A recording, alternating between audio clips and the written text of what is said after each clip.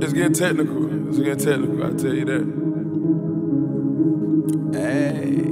$5 for 3 grams. Gang. Told my weed man, roll up. Gang. Bitch better know where I am. Told my lean man, pork. Already worked out a deal. Hello there. Tuning in once again. And today the topic is going to be protein. How much protein do I need to gain muscle, preserve muscle? Why was I eating such a low protein in my other video? So usually when I was bulking, I was going to do 1 gram of protein per 1 gram of body weight, or 1 pound of body weight. So at the end of the day, I would have to be consuming about 170 grams of protein to 180 grams of protein. So after my intermittent fasting transformation, after 1 month of that extreme cut, I have reduced my protein from 170 to 180 to about 130 to 140. I had some comments questioning why I was doing that, why it's so low, and is it okay if they decrease their protein to what I was doing as well?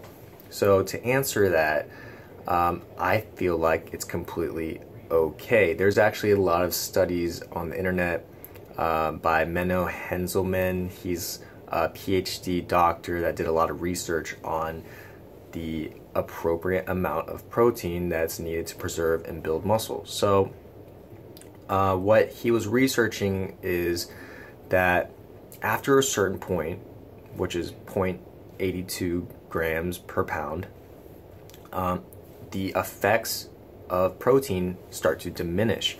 So it's like one of those curved graphs where, it kind of plateaus out at the top.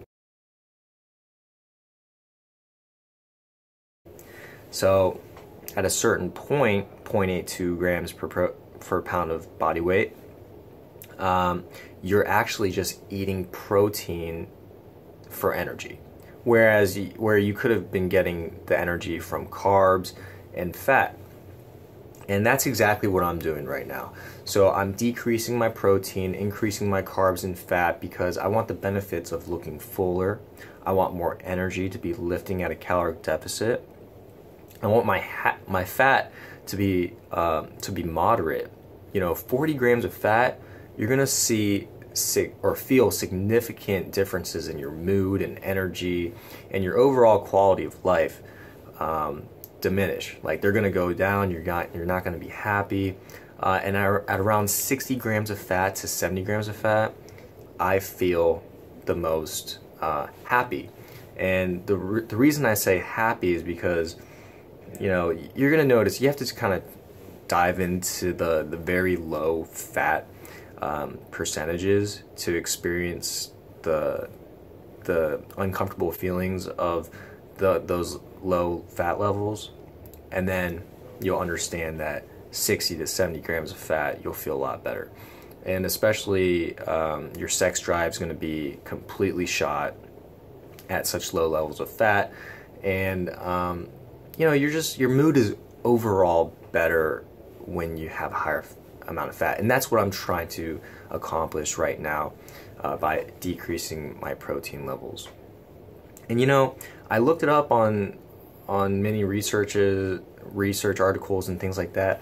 The required daily allowance for someone that's not active at all, that doesn't lift, they only need 0.32 grams of protein per body pound.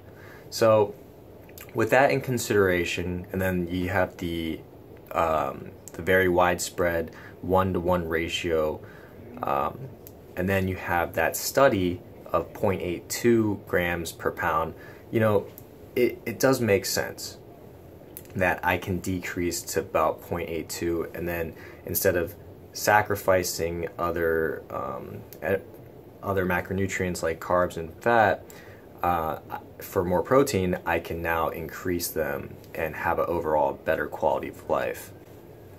So take that into consideration.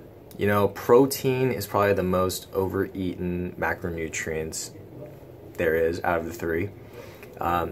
Most people are overeating it, and that could lead to a surplus and then creating fat because you really don't need all that protein. So when I take down 40 grams of protein, that's 160 calories that I can use somewhere else, and preferably carbs so I can lift more.